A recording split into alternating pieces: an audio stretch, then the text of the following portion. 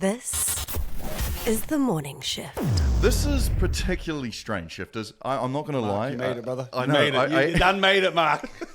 It is a whole different level when you have a UFC Light Heavyweight champ sitting in your kitchen / dining room area. I want to welcome into what I'm calling the studio for now, the one, Carlos Black Jag Ulberg. Welcome. You put light heavyweight champion of the world in there too, Mark. Yeah, the light heavyweight champion. The champion of the world. That's amazing, man. How cool is that? Like, how does it feel rolling off the tongue? It's been crazy, man. I mean, it's been like a whirlwind of everything. As I know, chatting to Brooke earlier, it was just having to be here, but then you don't know what time it is. You're just going through all these different time zones, and now we're finally settled here back home. But you're just like, you don't know where you are. The bearings are sort of not really settled in just yet. So, but it's nice, man. We've got some good weather last week, so I've just been going through the wars of trying to keep my foot up and try not to get too excited and get ahead of myself. And we've got this knee injury, so yeah. Bro, can we go back to the moment, bro? I know you've probably lived this moment out, or people ask you this question so many times, so forgive me for just having that fan moment right now. But I think we all were in shock and awe watching you fight. One, just the way you held yourself during the press conferences. I don't think you changed at all, bro. Like I'm a huge fan, so I'm watching Embedded, I'm watching everything you guys do. And I don't think you changed throughout the week, and as far as I've known you. So you got in there and it looked like you were you. And then you get in the fight against a dude who is proven, has been the champ before. We know what he's about, so it's not a given that you're going to go in there and win this fight. And we're watching the fight, and we all sink in our chairs, and we let out that no when you see you go down, and your knee buckles, and then you just start to, as a fan, right? You make up the story in your head. Oh no, what's happened? Nah, he's all right. It was just he's gonna bounce back up. You play it all out. Then you see you do a head kick, and you're like, oh, no, he might be all right. Did he just do a head kick? Then you get that left, bro, which, man, I don't know if you sometimes feel like you were blessed from the man above with a left, with a signature like that, where you can whip that out with the ACL gone, and you can smack Yuri in the face, knock him down, do what you need to do, and become the light heavyweight champion of the world, bro. Like, it's a movie. That I've never seen. I don't think anyone's seen that before. Can you just give us that? Like, just go back into that moment for us and relive it from your eyes. How did you ever see everything unfold? Yeah, I don't know where to start, man. I mean, like the whole preparation was always like a touch and go. We've always had adversity in all my camps, and every single camp you go through. It's a learning curve, and it's you're going through the training load, the stress load, everything that you've put yourself through during those camps. That's preparation for every single fight. So in this moment, when I'll take you now to where the incident happened, where we buckled our knee. We didn't know what it was, but we obviously know now it's an ACL, full rupture. So it's happening, but I'll take you back maybe a few seconds before that. I'm in the moment, I'm in it, and I've prepared myself very well for this mentally, physically, spiritually, everything that you go through before you go into a big fight like this.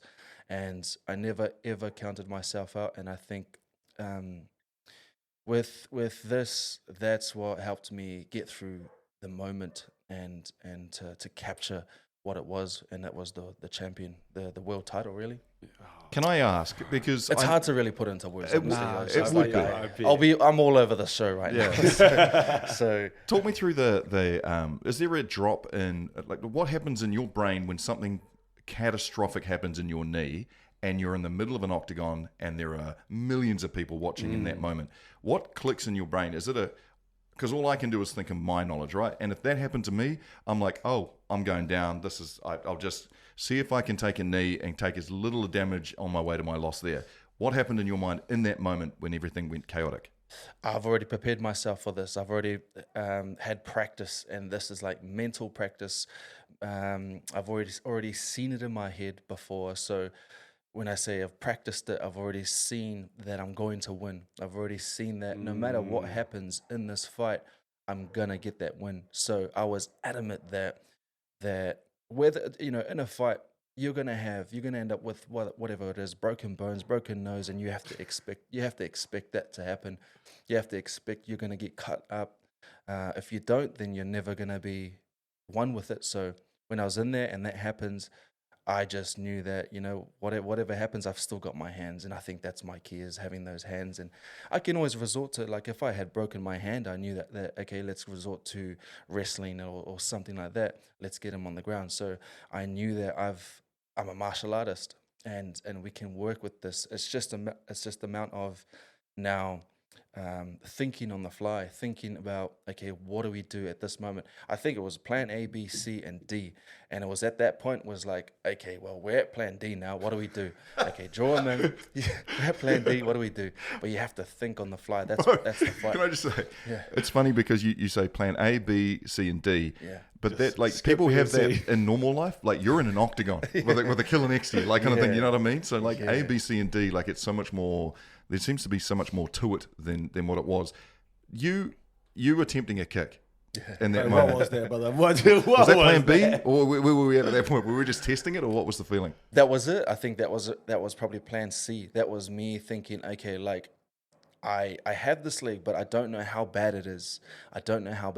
Is it just me pushing forward, and is that gonna bring it on? And I guess that feeling was bad, but is that gonna bring that pinch on and buckle me again? So I had to think, okay, if I throw a left, but I couldn't, especially in the middle of the octagon, I knew I couldn't have the reach because he wasn't coming forward.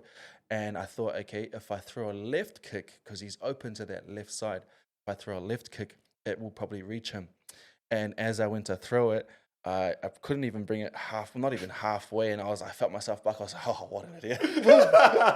So I'm lucky that I actually felt it halfway. Otherwise, if I had not felt it until I fully missed, then I wouldn't have thought straight away. So I felt it as I was halfway there. I was like, okay, prepare to fall, prepare to get yourself back up again. So I went and pulled myself back up, and then it was like, okay, what do we do now? Let him come to me.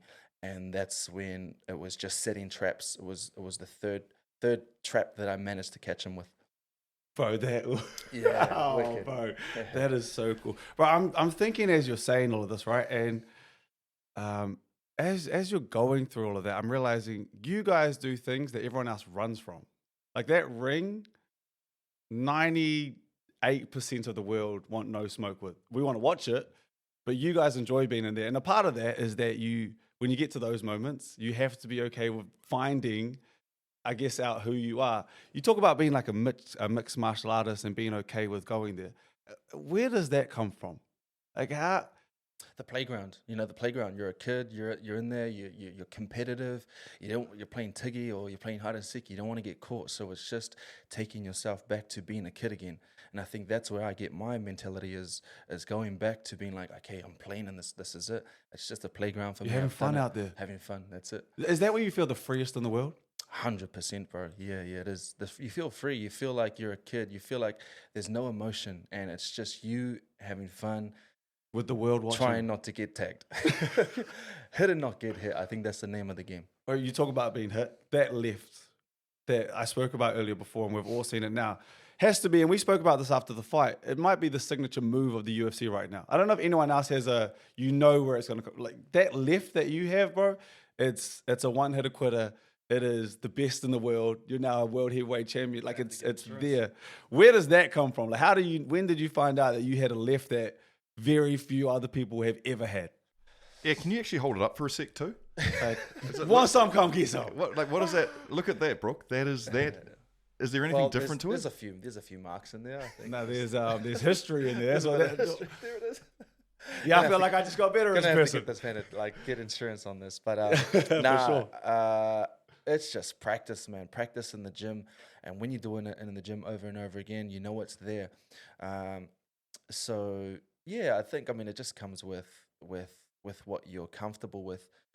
I'm trying to be a bit more open to other things, which is what I wanted to do in this fight with Yuri, is be a bit more forward with him and show him that, hey man, like you can't be the hunter, because this was his thing was, and he showed his cards a little too early, where he was like he was going to be the hunter, and I was like no, adamant as to You're not going to be the hunter. I'm going to show you that I'm going to hunt you down. So when that happened, I was like, oh, no, there we go. Had to pull back a bit and figure out how do we kind of adjust to the moment? How do we adjust to the game plan? Bro, there's two different people, I would imagine. There's Carlos Ulberg, and then there's the Black Jag. Or do you see them as one? Or when you're in that ring, it's like, nah, this is the Black Jag, or Carlos Ulberg's in there too. Do you know what I mean? Like, as I'm talking to you now, very different person, obviously, than who's in the ring. Yeah, for sure, man. I mean, definitely, you have to have a two different sides, or you could have many. But it's for me, it's just when you put yourself into that zone, or you switch on. That's the switch that you have, and it's the family man, the cousin, the uncle, the brother, the partner, everything that Carlos Ulberg, or there's the Black Jag, which is something completely different, and that's the animal that comes out, and that's something that the primal apex that I am, to come out and get what is mine, to take it. Oh, I love that, the primal apex. Yes. Two questions from me, both that sort of surrounded the win, post-win actually, with some of the headlines. People just love going off on an angle and a tangent. One was, you lost your belts. Yeah, you're partying too hard, and they've gone somewhere that's missing. Well, so the belt anyway. That was with the boys. I had the after party. It was just something that kind of just went out of hands when it came out. That kind of just went with the storyline of Carlos lost the belt, and then everyone that I had seen. So I was Bro, I seen it in the morning, plastered everywhere. Crazy. Everyone that I had seen, they were like, "Did you find the belt? Did you find the belt?" I'm like, well, I never lost it. So I had to tell every single person that it was just, I never lost it. I never lost it with the boys. So basically, it was just after the after party. We had carried on at the apartment, and then I decided to go home. I was like, boys, you guys party. I trust you guys with the belt. It's all good. Hang out here, and I'm going to head home. I've got an interview to do tomorrow morning. So got that done, did the interview, and I told them, I lost the belt. It was just more of like, it was a laugh because it was a Kiwi. It was Kiwi guys. I think it was Kiwi or Aussie. So it was more of like a laugh. And then I also added, nah, I'm just kidding, bro. It's with the boys. But what they had put down was, I lost the belt. They clipped their star part. That's what it is. And that's what it is, basically. So now everyone's gone with it. But I think now everyone's kind of seen me with the belt. I was going to say, belt in safe hands. They put two and two together. So I'm not gonna lie. If I had somehow managed to win the belt, there is no way I'm trusting the boys with it. Like what I've just been put through, like there is no way I'm leaving the belt there. So it says a lot about you. Well, they earned it as well. I think just them being there was amazing. Like the whole camp, the lead up to fight week, we were there for 2 weeks, and everyone played their role, It was orchestrated really well, and just randomly, everyone kind of come in together and played a part in winning that championship. So that moment there where I was like, you know what, take the belt and leave it there, leave it here for you guys. That was a small but just a real good gesture to just trust the boys that it's theirs as well. We watched from afar, and that the roof at CKB, or the water you guys drink, obviously, just world-class athletes are flowing through there, and it makes New Zealanders proud to see you guys represent New Zealand so well on the map. But from the outside looking in, you also see what seems like a master in Eugene. What's he like? Because you won the belt, and we chucked the question out there. It was almost like a statement of he needs to go down as one of the greatest coaches New Zealand has ever seen. And sometimes I don't think he gets the flowers from New Zealand media that he deserves. From your point of view, what's having Eugene in your corner like? Yeah, I mean, Eugene's got the factor as a coach, right? He's got the respect. You respect someone like Eugene, who's done the yards. He's made world champions out of people, and he's able to get a room full of people to listen and he's a great person to have as a leader. And then you have obviously the other coaches who play their part as well. So, and he's done well to be able to have that as a orchestrated team so that it works well. He's able to put that together so that it works well and just hey, you do this for this guy. You're here, you're here. He's able to put that into the right places because, yeah, like you said, bro, we have a massive team and there's so much. There's so many guys coming up, guys and girls coming up through the local scenes now, and man, it's crazy. It's crazy the amount of talent that's coming through this team and New Zealand and Australia, but specifically City Kickboxing. And you have to make sure you're going to be there. And I can't be sitting back too long because these guys are going to come. When I get back there, I'm going to get my ass kicked straight up. That's part of it, right? It is, man. And that's what it is. So I have to be careful with that. And you have, because these guys are nipping at your toes, nipping at your ankles, because they're up there trying to, compete, get better, and that's what you need to have. So the boys do really well to put that all together as a team. But who's got next? If you could sit here right now and you can kind of scan the field that you guys have at CKB, the talent that's coming through, obviously you boys have kind of paved the way. I talk about the Kais, the Dans, you, the Izzies. Alex obviously fights through there as well.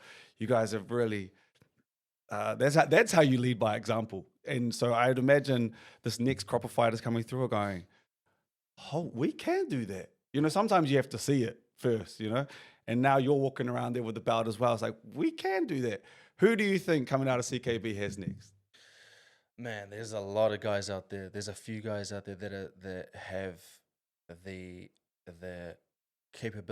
ability to get in there and be the next person. I swear, it's hard to give a name to the guys, but there's a few guys and around my weight that'll be up there pretty soon. So, man, there's Maynard Peel, there's Tai Tumu, who's just the younger guys, but he's very passionate. He wants to get there.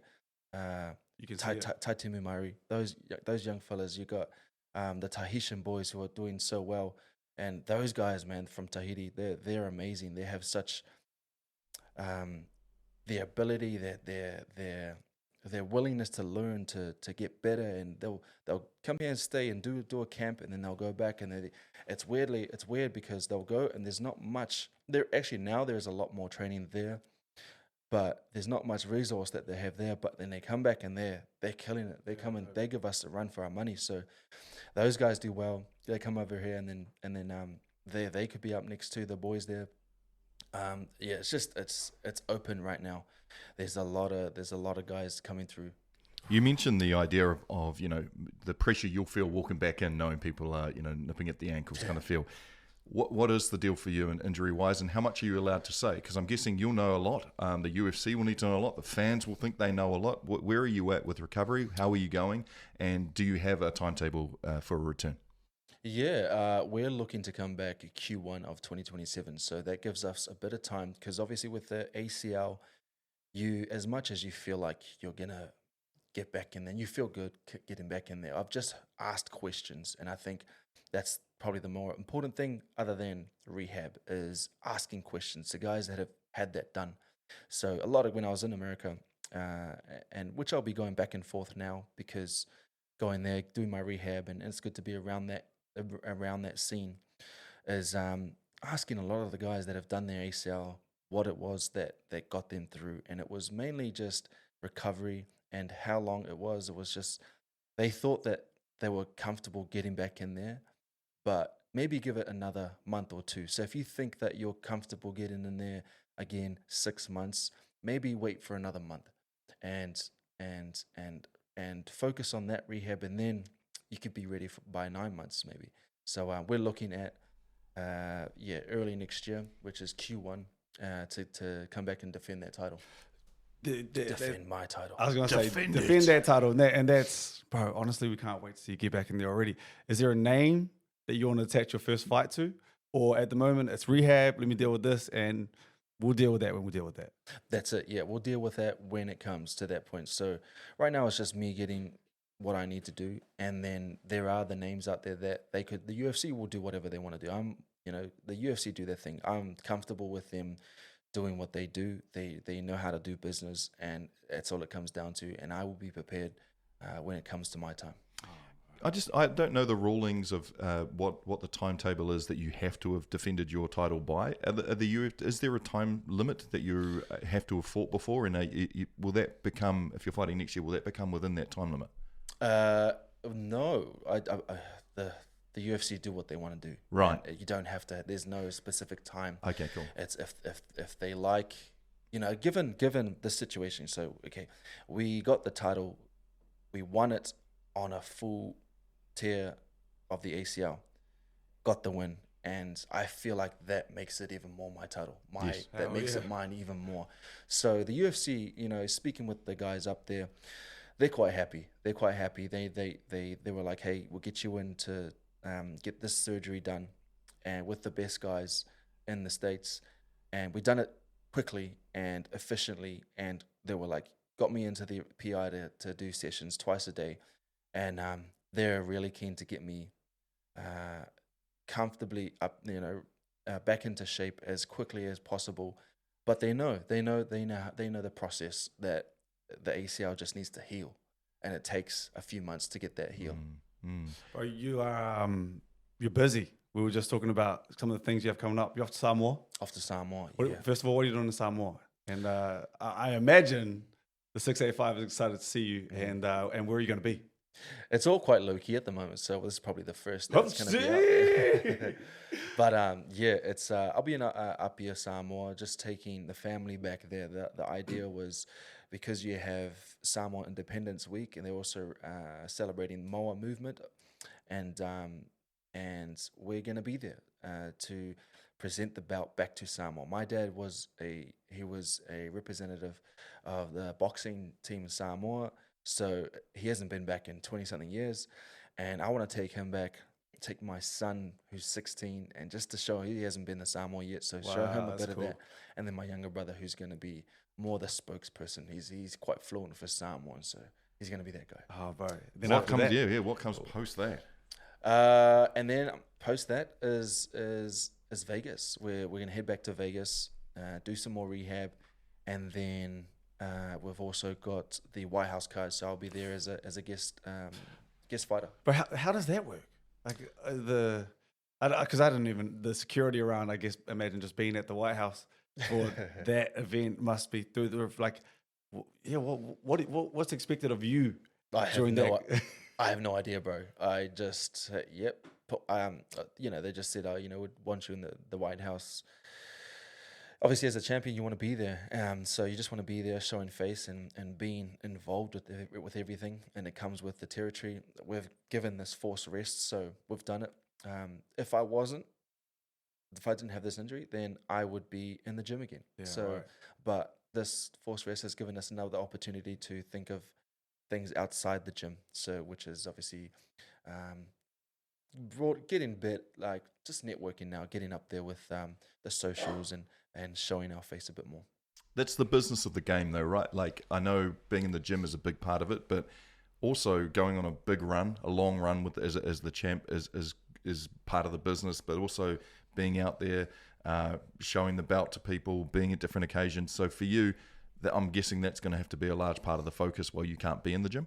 Yeah, that's it, bro. Is just being the influence now, being the influence of New Zealand, Australia, this side of the world, and showing people that it can happen, and just being that guy to now drive a bit more hope for our side of the world. Bro, you got to live one of my dreams after you won that title.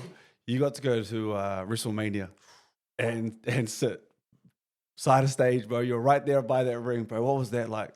I'm just asking this is my own little personal question here, but bro, you got to live my dream doing that. How was that? Man, that was crazy. Everything kind of all happened all at once. Obviously, I think it all is aligned. I think alignment, the timing is everything. Just for me is a big thing, and I think having so they had the power slap, which you had Manu, one of the other Samoan guys there representing, and another Pacific guy who was competing too. I forget his name, but that was happening on the same week as now WrestleMania, who Roman Reigns was headlining, and it all kind of just aligned, and timing was really perfect. Was perfect for us. So being there, man, was crazy. It was my first time really at any wrestling event. And my cousins, they all grew up loving wrestling. I did too at a point, but the boys, my cousins and family, I was jealous of that. yeah, man, like they were like messaging me. I was like, bro, showing the videos. I was like, but yeah, man, it was cool because it was, you know, growing up, you know, you saw The Rock, who was the big influence. He was the influence on our side. So to be there and see another guy do so well, Roman Reigns, and then the Usos do so well there, it brought a bit more fire for me too, to bring a different side of the fight game, which is the entertainment side. So now it gave me a bit more structure to where I feel like I'm gonna go next. And so for me, it's like climbing this mountain. And when you say how does it feel to be the champion, I quickly it happens for a bit. I get excited, but then I'm quickly over it. I'm quickly like, I put it aside and I look to the next mountain. I'm like, there's another bit. There's another piece for me there. And I'm quickly like, I quickly look to the next move. So I don't sit on that mountain too long, and I'll look to find the next highest thing. And this was it for me, was being there and being like, wow, this is it. Wow, entertainment, seeing this whole thing and just seeing how you can evolve from being just a fighter, but then now how do you upside that? How do you upskill from that and find the next thing? Oh, bro. Well, I'm on behalf of everyone that's listening right now, Mark, Jordan, bro, we are so proud, over the moon, this incredible run. Mark's so proud he just can't stop crying and coughing his lungs out over there. But we just want to say, bro, we are so proud of you. New Zealand, so proud of you. And we can't wait to see what you do next. And thank you for joining us in Mark's studio/kitchen. Cheers, brothers. Thank you for having me. This is The Shift. The Shift. Go home, ladies and gentlemen. Let's go home. The Morning Shift. I'm gonna make him an offer he can refuse. The Shift. I love you. This is The Shift.